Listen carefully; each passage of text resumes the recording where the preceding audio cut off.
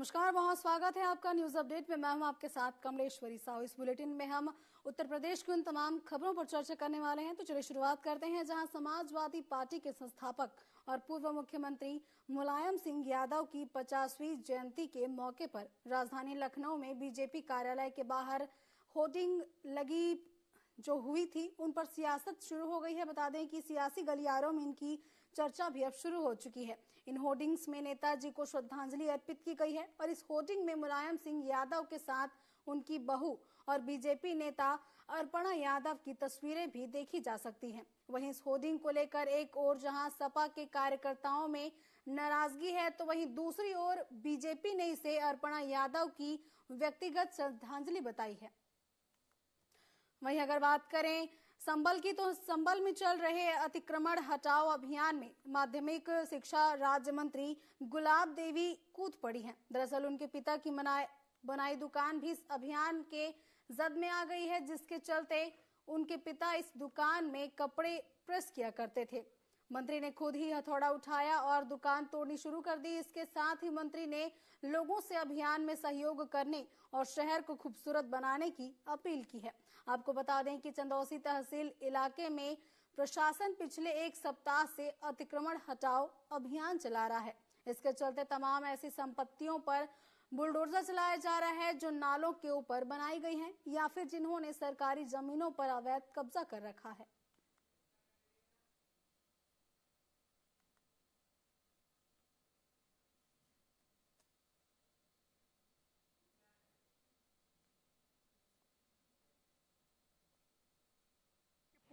देश के पूर्व रक्षा मंत्री, उत्तर प्रदेश के पूर्व मुख्यमंत्री एवं समाजवादी पार्टी के संस्थापक स्वर्गीय मुलायम सिंह यादव की आज 85वीं जयंती है, जिसको लेकर आज भारतीय जनता पार्टी के प्रदेश मुख्यालय पर एक होर्डिंग लगाई गई है। हम अपने कैमरा पर्सन से कहेंगे आपको दिखाएं वो होर्डिंग। आप देख सकते हैं ये वही भारतीय जनता पार्टी के प्रदेश मुख्यालय पर होर्डिंग है जिसमें मुलायम सिंह यादव की फोटो लगाई गई है और लिखा गया है श्रद्धेय नेताजी की 50वीं जयंती पर शत नमन। इसमें भाजपा नेत्री अर्पणा यादव की फोटो भी लगी है जो राज्य महिला आयोग उत्तर प्रदेश की उपाध्यक्ष भी हैं। और कहीं ना कहीं इसे जो मुलायम सिंह यादव की जयंती है तो उस पे नमन। विधानसभा सीट पर उपचुनाव जल्द ही होने वाले हैं। वैसे में उपचुनाव के लिए प्रचार प्रसार के आखिरी दिन राष्ट्रीय लोकदल के राष्ट्रीय अध्यक्ष जयंत चौधरी मीरापुर विधानसभा क्षेत्र के रोड शो में पहुंचे, जहां लंबे काफिले के साथ कैबिनेट मंत्री जयंत चौधरी का काफिला गांव दर गांव रोड शो के लिए पहुंचा हुआ था। रोड शो का जगह जगह भव्य स्वागत भी किया गया।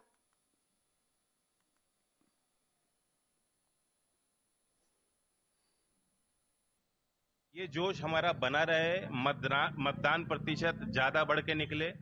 ये लोकतंत्र का पर्व है। एक विशेष अवसर मीरापुर के मतदाताओं को मिल रहा है, पूरे प्रदेश की जनता को नहीं मिल रहा, मीरापुर को मिल रहा है। और ये चुनाव भी इसलिए हो रहा है कि मीरापुर ने दोबारा लोकदल पे विश्वास जताया, एनडीए पे विश्वास जताया। यहाँ के पहले जो विधायक थे उनको सांसद बनवाया, इसलिए ये सीट खाली हुई है। तो काम की गति ना रुके। जिस प्रकार से विधानसभा में सांसद के चुनाव में इस क्षेत्र ने, इन्हीं गांवों ने हमें जो है जीत का आशीर्वाद दिया था, इसी उम्मीद के साथ आज इसी क्षेत्र में हम हैं। ये जो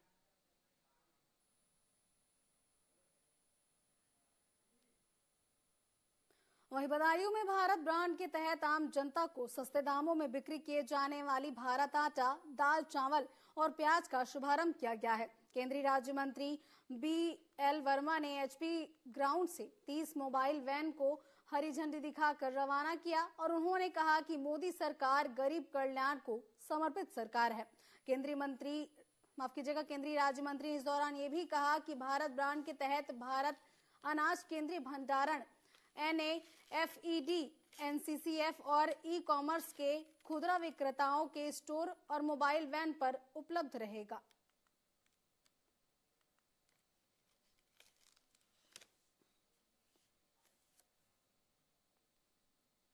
आज मार्केट में प्याज की कमियां होती है।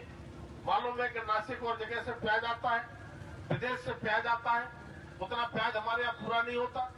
तो कई बार लगता है कि महंगा ना हो जाए, और बाजार में जब हमारे समाचार पत्रों में या टेलीविजन में आता है कि प्याज महंगी हो गई, तो प्याज वाले वो पैसे बढ़ा देते हैं। ऐसा ही होता है ना। लेकिन उनके मंसूबा पूरे न हो, जिसके लिए अगर मार्केट में कहते हैं 60-70 रुपए प्याज है, तो हमने उसकी आधी कीमत पे 35 रुपए किलो प्याज यहाँ पर फोड़ने का। वहीं कानपुर देहात से मंदिर की मूर्तियों को खंडित करने का एक मामला सामने आया है। दरअसल राम मंदिर में स्थापित राम, सीता और लक्ष्मण जी की मूर्ति को किसी अज्ञात व्यक्ति ने खंडित कर दिया। ग्रामीणों ने इसकी सूचना पुलिस को दी। साथ ही सूचना मिलते पर क्षेत्राधिकारी और थाना प्रभारी मौके पर पहुंचे और मामले की जांच शुरू कर दी है। वहीं मूर्तियों के खंडित होने से ग्रामीणों में काफी ज्यादा आक्रोश देखा जा रहा है।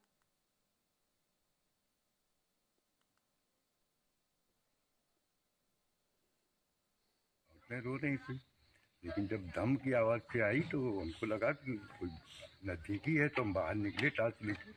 तो एक आदमी जो भागते नजर आया, पीछे न जाके हम मंदिर की तरफ देखने लगे। मंदिर की मूर्तियां सब गिरी पड़ी, तो वो तब तक निकल गया। फिर हमने गांव में सूचना दी। उस समय लाइट बिल्कुल थी नहीं, उस समय लाइट चली गई। लाइट होती तो मैं पहचान सकता था। वो काफ़ी दूरी थी, थोड़ी सी कमरे के पास यहाँ से। तो टॉर्च मारी तो हमने आवाज़ भी दिया, मेरे को रुको कौन है। तब तक वो एकदम भाग के निकल गया। रो रही। इटावा के ग्राम बसरेहर थाना क्षेत्र के ग्राम लोहरई रमपुरा में शनिवार सुबह प्राथमिक विद्यालय में जला हुआ शव मिला था, जिसकी पहचान 45 वर्षीय चरण सिंह के रूप में की गई थी। जांच पड़ताल करने के बाद एसएसपी संजय कुमार वर्मा ने मामले का खुलासा कर दिया है और उन्होंने बताया कि पत्नी ने अपने प्रेमी के साथ मिलकर पति की हत्या कराई है। महिला का किसी और के साथ प्रेम संबंध था। वहीं मामला सामने आने के बाद पुलिस ने आरोपी महिला को गिरफ्तार कर लिया है। वहीं कथित प्रेमी भी अभी भी फरार है, जिसकी तलाश की जा रही है।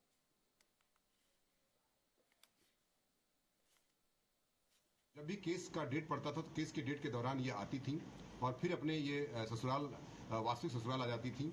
इसी बीच में झगड़ा काफी बढ़ता रहा और चरण सिंह और जबर सिंह में झगड़ा बढ़ता रहा पत्नी को लेकर के।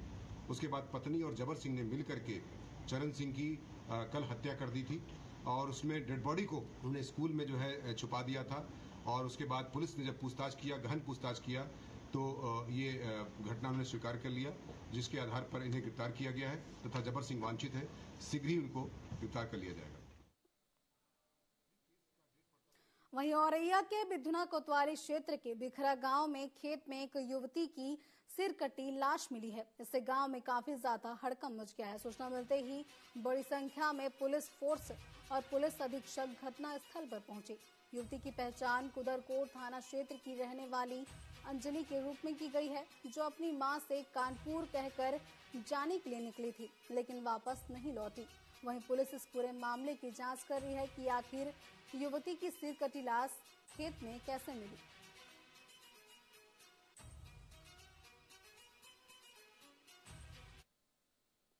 अंजलि को भेज दो आंटी, ऐसे ऐसे कहा बाकी हम जॉब लगवाए दिए, बाकी बातचीत करवाए दिए। तो हमने जो कही बिटिया हमने की हम नहीं पठाए अंकल जी को, अभी टाइम नहीं है। कहे मैं टाइम की का बात है, का नहीं दिन के दिन की है, 6 बजे वाली तो आए और बस बात चली जाए 2-2:30 बजे वाली तो 6 बजे पहुंच जाए बर्तना। तो हमने की चलो देखें पहले बिटिया जाएगी संगे वक्त रही, हम चलो सही है बिटिया जा। जब मेरी बिटिया को फोन 1 और 2 के बीच में लगो तो 12-1 के बीच में। आज दिनांक 16/11/2024 को जनपद औरैया का थाना क्षेत्र बिधुना के अंतर्गत बिखरा गांव का बाजरा का खेत के अंदर से एक महिला का लाश मिली है।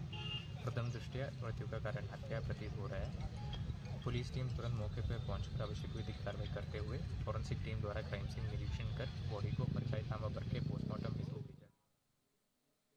अब खबर झांसी से, जहां झांसी मेडिकल कॉलेज के शिशु वार्ड में लगी आग के बाद अफरा तफरी के आलम का अंदाजा इस बात से लगाया जा सकता है कि हादसे के दौरान एक मां किसी और के बच्चे को लेकर चली गई। झांसी के बमेर गांव की रहने वाली लक्ष्मी लगभग 2 दिन से ज्यादा दूसरे के बच्चे को सीने से लगाए दुलार करती रही। जांच के दौरान जब यह बात सामने आई कि तो अधिकारियों ने लक्ष्मी को उसका बच्चा सौंप दिया है। साथ ही बच्चे की तलाश में भटक रहे कूपाराम का बच्चा भी आज उन्हें सुपुर्द कर दिया गया।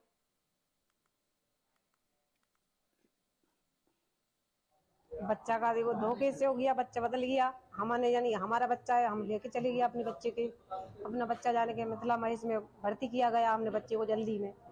ऐसे इधर आग लगी, उधर हम बच्चे लेके भागे। कई बच्चा पकड़ो, अपने बच्चा पकड़ो, हमने अपने बच्चा पकड़ लिया।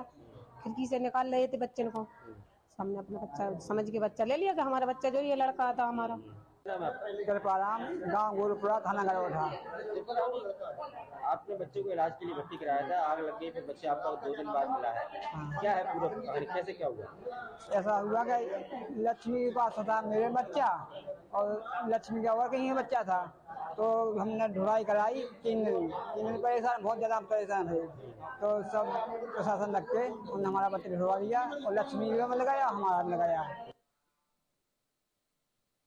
बरेली के तिबनापुर पुलिस स्टेशन के पास रेलवे ट्रैक पर बदमाशों ने लोहे का गार्डर और सीमेंट का खंभा रखकर ट्रेन गिराने की साजिश रची। ड्राइवर की सूझबूझ से मालगाड़ी पलटने की साजिश फेल हो गई। साथ ही लोहे का गार्डर और सीमेंट का खंभा टकराने से मालगाड़ी का इंजन क्षतिग्रस्त हो गया है। ड्राइवर ने इमरजेंसी ब्रेक लगाकर मालगाड़ी को पलटने से बचा लिया। सूचना मिलते ही मौके पर पहुंचे अधिकारी सेक्शन इंजीनियर ने अज्ञात लोगों पर थाना हाफिजगंज में रिपोर्ट दर्ज करवाई है। Senior section engineer Shri Netrapal Singh द्वारा आकर सूचना दी गई कि दिबनापुर रेलवे हॉल्ट पर दिनांक 15/11/24 को रात्रि में किसी अज्ञात शरारती तत्व द्वारा रेलवे ट्रैक पर एक 1.25 मीटर लोहे का टुकड़ा तथा एक कंक्रीट का टुकड़ा रख दिया गया था, जिससे भोजीपुरा से पीलीभीत की ओर जाने वाली मालगाड़ी का इंजन उससे टकराया और इंजन के कैटल गार्ड पे कुछ मामूली क्षति हुई है। फिलहाल यहाँ रुकते एक छोटे से ब्रेक, वापस लौटेंगे।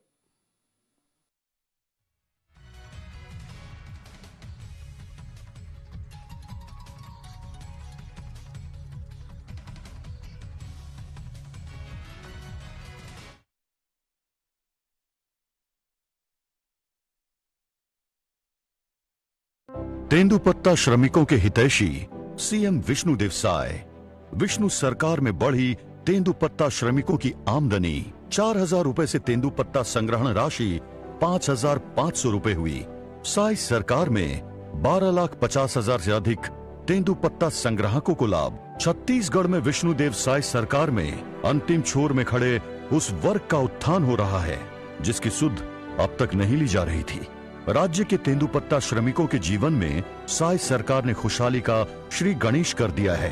प्रदेश में तेंदुपत्ता संग्रहण की दर 4,000 रुपए से बढ़ाकर 5,500 रुपए कर दी गई है। सीएम विष्णुदेव साय की ओर से मिली सौगात से 12,50,000 से अधिक तेंदुपत्ता संग्राहकों को लाभ हुआ है। तेंदुपत्ता श्रमिकों के लिए आसान हुए नियम। कैंप लगाकर तेंदुपत्ता श्रमिकों को भुगतान। पिछले सत्र में लगभग 100 करोड़ रुपए का नगद भुगतान। विष्णुदेव साय की नेतृत्व वाली सरकार ने तेंदुपत्ता की संग्रहण दर बढ़ाने के साथ इस काम में लगे मजदूरों के लिए नियम आसान बनाए हैं। हाट बाजारों में कैंप लगाकर नगद भुगतान किया जाता है।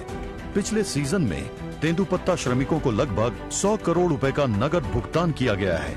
पिछले सीजन में 13,05,000 तेंदुपत्ता संग्राहकों को 855 करोड़ 80 लाख रुपए का भुगतान किया गया है। इनकी संख्या पिछले वर्ष की तुलना में 1,72,000 अधिक है। हमारे तेंदुपत्ता तो पूरा परिवार जात हन, रेट ला बढ़ा है सरकार है। तेंदुपत्ता के रेट ला 4,000 से 5,500 कर दे है, तो हम बहुत खुश हैं। तेंदुपत्ता की क्वालिटी टेस्टिंग की प्रक्रिया भी आसान की गई। तेंदुपत्ता श्रमिकों का रजिस्ट्रेशन भी सरल और सहज बनाया गया है। विष्णु सरकार ने तेंदुपत्ता का कलेक्शन, क्वालिटी टेस्टिंग प्रोसेस को भी आसान बनाया है। तेंदुपत्ता संग्राहकों के लिए रजिस्ट्रेशन प्रोसेस सरल होने से उनकी जिंदगी में हरा सोना कहे जाने वाले तेंदुपत्ता खुशियों और समृद्धि का खजाना बन गया है।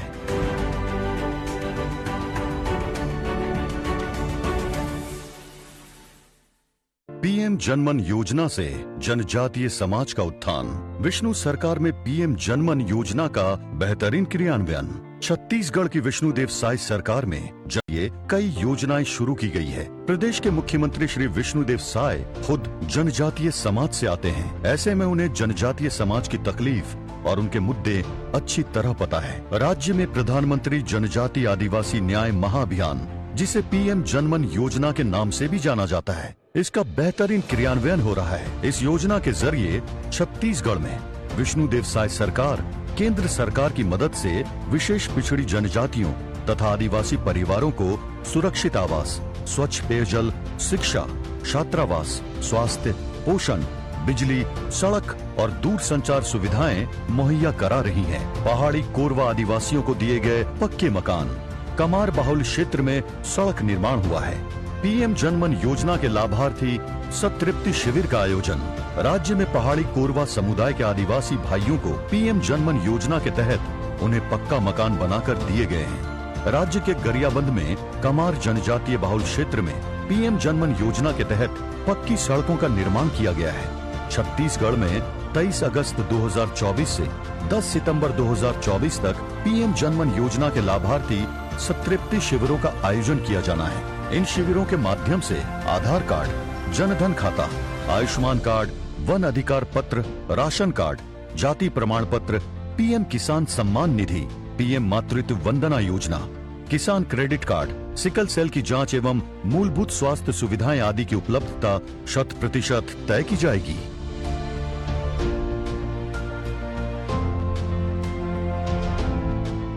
विष्णु सरकार की प्राथमिकता पर्यावरण अनुकूल विकास। एक पेड़ मां के नाम अभियान बना जन आंदोलन। सीएम साय के आह्वान का प्रदेश भर में दिखा असर। छत्तीसगढ़ पर्यावरण अनुकूल विकास का आदर्श राज्य बन रहा है।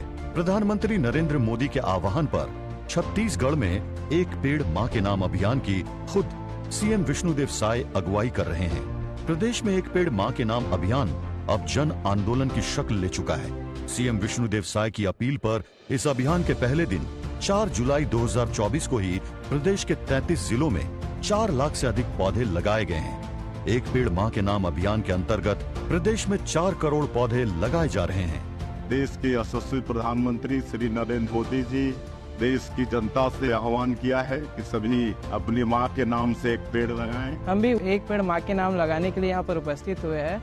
आप सभी से निवेदन है कि आप भी अपने अपने मां के नाम एक पेड़ जरूर लगाएं। एक पेड़ मां के नाम अभियान को लेकर सीएम विष्णुदेव साय की संजीदगी का अंदाजा इसी बात से लगाया जा सकता है कि उन्होंने अपने गृह ग्राम बगिया में इस अभियान के अंतर्गत रुद्राक्ष का पौधा लगाया है। इसके बाद रायपुर में मुख्यमंत्री निवास में भी उन्होंने दहीमन का पौधा लगाया है। यही नहीं, सीएम साय ने 78वें स्वतंत्रता दिवस के अवसर पर भी उन्होंने राज्य के लोगों से इस अभियान में अपनी भागीदारी तय करने की अपील की है। 70 लाख हमारी माताएं बहन एक साथ अपनी अपनी माँ के नाम से पेड़ लगाएंगे तो एक बहुत बड़ी क्रांति छत्तीसगढ़ में आ जाएगी। छत्तीसगढ़ में एक पेड़ मां के नाम अभियान कई मायनों में बेहद खास है। यहाँ इस अभियान के तहत आंवला, दहीमन, नीम, पीपल, आम जैसे छायादार औषधीय और फलदार पौधे लगाए जा रहे हैं।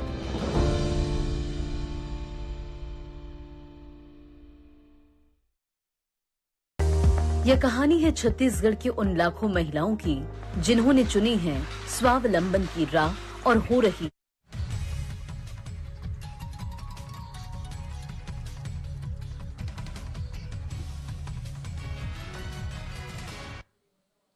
ब्रेक के बाद आपका स्वागत है। चलिए बढ़ते हैं खबरों में आगे, जहां सीतापुर में 2 पक्षों में विवाद का मामला इतना सामने आया कि जिले के कुसमा गांव में 2 पक्षों के बीच मामूली सी बात को लेकर विवाद हो गया और विवाद इतना बढ़ गया कि जमकर लाठी डंडे भी चले।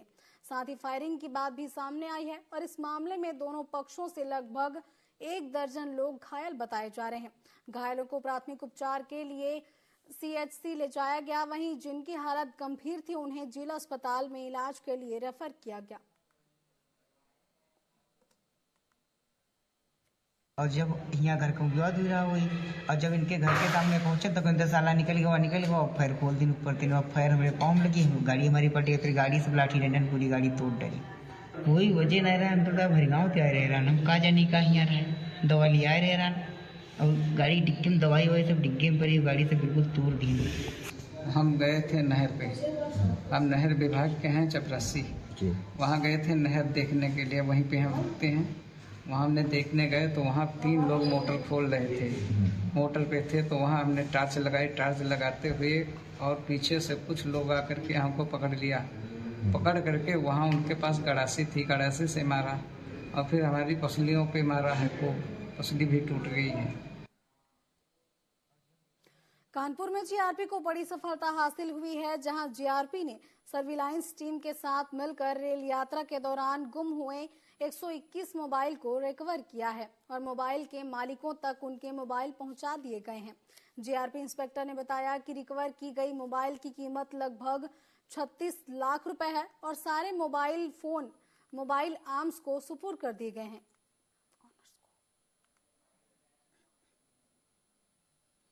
मोबाइल कब गुम हुआ था?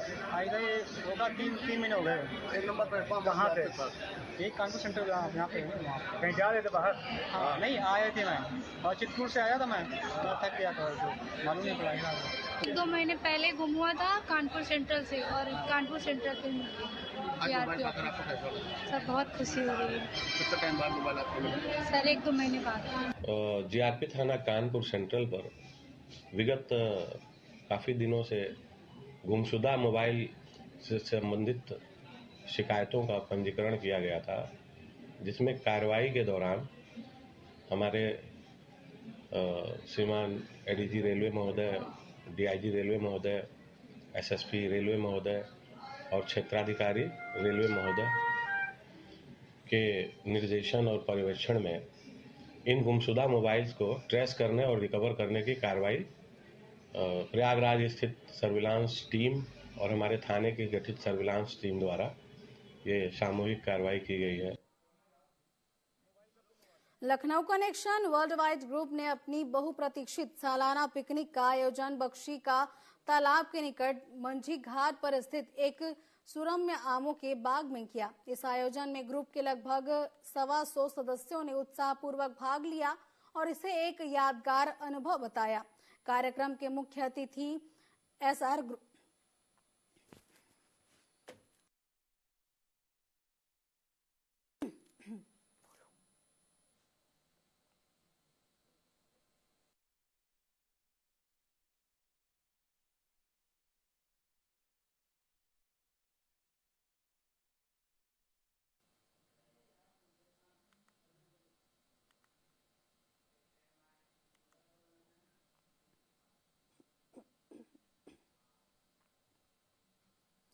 कानपुर के चौबेपुर में प्रशासन की अनुमति के बिना रामलीला कराई जा रही थी। शनिवार को धार्मिक आयोजन वाले इस मंच पर बार बालाओं के ठुमके लगाए गए।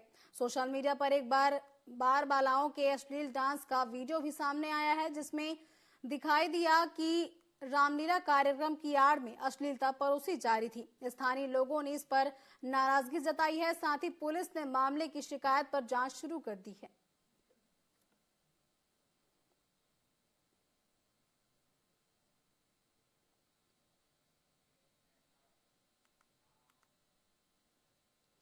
समाजवादी पार्टी के पूर्व संस्थापक और पूर्व मुख्यमंत्री मुलायम सिंह यादव की 50वीं जयंती के मौके पर राजधानी लखनऊ में बीजेपी कार्यालय के बाहर लगी होर्डिंग्स सियासी गलियारियों में चर्चा का विषय बन गई है। इन होर्डिंग्स में नेताजी को श्रद्धांजलि अर्पित की गई है। साथ ही इस होर्डिंग में मुलायम सिंह यादव के साथ उनकी बहू और बीजेपी नेता अर्पणा यादव की तस्वीर भी देखी जा सकती है। वहीं इस होर्डिंग को लेकर एक ओर जहां सपा के कार्यकर्ताओं ने नाराजगी जताई है, तो वहीं दूसरी तरफ बीजेपी ने इसे अर्पणा यादव की व्यक्तिगत श्रद्धांजलि बता दी है।